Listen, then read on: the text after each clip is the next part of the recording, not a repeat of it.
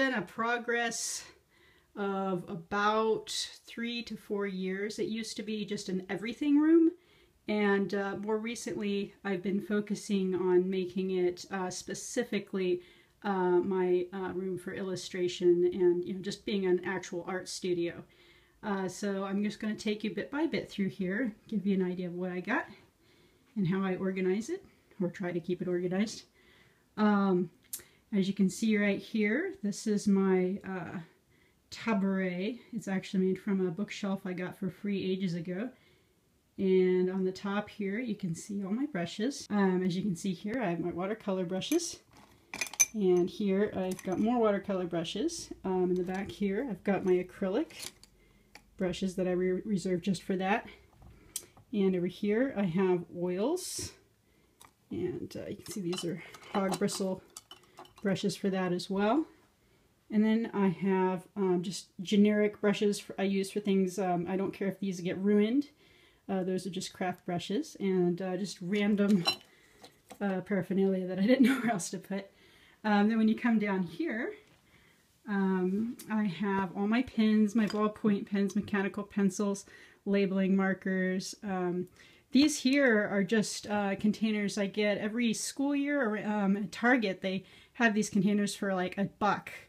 And they're not the prettiest things in the world. And as you can see, I've mixed and matched labels. And but the way I see it, if I took the time to make every label perfect, then I would never get anything done and I wouldn't get it organized. So yeah, I just hand write it. Nothing fancy. This was back when I was attempting to use a fancy label machine, but it just took too long. But as you can see, I have my erasers, my little Ziploc bags. I have blending stumps and pencil sharpeners, charcoal, graphite pencils, and colored pencils. And then you come over here, the bottom. This I just kind of attached under there to create even more room. I have my traveling watercolor pencil set here. Oh, and by the way, if you keep hearing this weird squiggly sound, that's Skeeter, because he cannot abide staying downstairs. He usually hangs out with me here in this studio, so he's my parrot. If you are tuning into this and you have no idea who I am.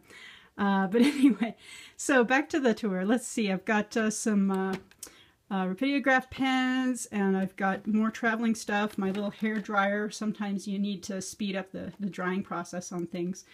Over here I have my paints. I have my watercolors, watercolor tubes, I'm sorry, watercolor tools. And then I have some oil paints here, and of course oil tubes are usually larger, so I have them down here as well. More acrylics, and a new medium I'm starting to use, which is casein.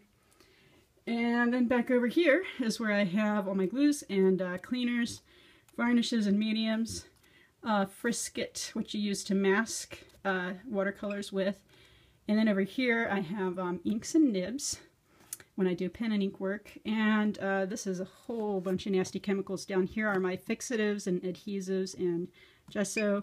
Water bottles for spritzing things, and that's that section there. And then in the closet, it used to just have all kinds of junk, but now it is primarily for storing my art. And as you can see here, these are all my panels that already have paintings on them. And here we have, this is just empty storage, I haven't used it yet. These are all small frames, ready to go, even tinier frames. And these are more panels. These are unpainted, they're ready to go, but I've already pre-gessoed them, so if I have something I want to paint, I don't have to wait. I can just yank one of those out and go. And then here at the bottom, these are all the larger frames, and I try to group them according to size. And panes of glass, in case I need something like that. And then in the corner, I've stuffed some of the larger paintings in the past that just didn't really work out. I haven't had the heart to chuck them yet, but I might paint over them eventually. And there you can see a couple more of my aprons. Then on the other side, let's get this open. On this side, oh, and as you can see, this isn't some fancy rack that I bought. This is actually an old Skeeter. This is an old shoe rack that, once again, it was like $6 or $7, and I turned that into a holder for frames, and you can always use it as a holder for your canvases. But you just turn it on its side, and as you can see, it's really useful that way. You don't have to cough up anything for it. But these all right here are paintings that are all ready to go. They've been put together, framed, wired, and all I have to do is rotate them in and out of the gallery. And let's see, and just some more canvases lurking down here, because, you know, you can never have too many canvases. Let's see, all the way up here, some stuff from my former crafting experiences and jewelry making stuff. And that's the closet. Then, over here, we have another shelf that I just recently acquired, once again from a dumpster. Whoops, it's not focusing. There we go. Believe it or not, it was right outside the gallery. Someone was just throwing it away. And so I thought, well, this would be a great place to put my stamps and ink pads and my tape and just general correspondence stuff and envelopes, paper, that sort of thing. And then over here, got another kind of mini workstation. This here is just some houseplants. These are my orchids, Phalaenopsis, and I've got some little air plants that are hanging out here.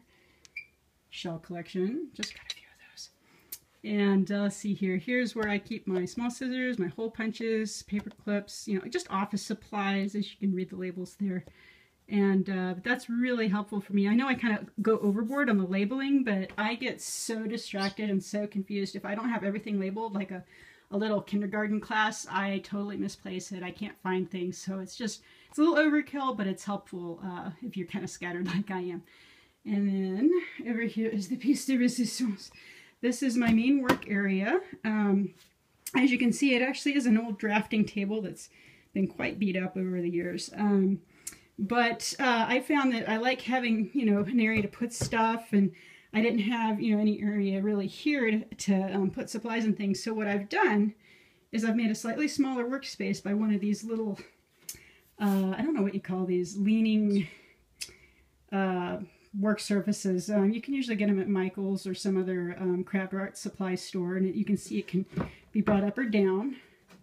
And then, because I tend to work standing up a lot, because it hurts your back otherwise, I put it on some blocks of wood, so I don't have to sit. I mean, I can sit down if I want and take these out, but normally I'll have this out, and then I can work here. I have my work lamp right here, and that's color corrected, a natural color. And let's see, up here I've got some ribbons from my shows. I've got my calendar. It looks conspicuously empty, but it's actually because I usually use my digital calendar nowadays for just about everything. And I've got my color wheel, which is really helpful for me, seeing as I don't see color like the rest of you guys. And I've got templates, because everyone says, well, I can't draw a straight line. And I say, well, neither can I. That's why I have to, you know, have rulers and templates. This thing here is for just getting rid of eraser shavings or dust off of work. And let's see here, this is something I made a while back. Kind of a joke about you need to step away from a painting, because if you are staring at it really close, sometimes you get things out of whack, and it's sometimes better to get the big picture and step back. And as you can see, I haven't really left the 90s. I still listen to CDs, but music is very important while you're working. I think I've just about run this thing into the ground, but it still works. Then in here, this is more art storage. These are mostly flat pieces on paper versus canvas. So I've got my experimental stuff, I've got my archived artwork, and actually I've got several boxes of this stored away elsewhere in the house, because I just don't have anywhere to put it at the moment. But this is like the more recent stuff, and as you can see, it's just about full. And down here is where I keep all my watercolor paper, my blocks, cards, that sort of thing. And then, let's see here, these are just books and props. Basically, whenever I'm like, you know, it's winter, it's terrible out, I don't feel like going out to paint, I have a collection of very interesting objects that I can group and paint a still life. And then I've got all my books. These are, of course, bird books. Surprise, surprise. And I've got, this is my original orchid that I've had him for 5 years now. He's doing real happy in that southern window. And I've got a penguin. Well, he's not a real penguin, but he's another prop. And just more odds and ends. I just have a penchant for collecting stuff. And it's just really fun. Got more books, more sketchbooks. These are all filled up. More art books, because I don't have enough art books. Art magazines. Souvenirs from Africa and other places I've been. Business cards, always good to have those on hand. This is more organizational stuff. These are my portfolios. Those are all filled up with different examples of my work.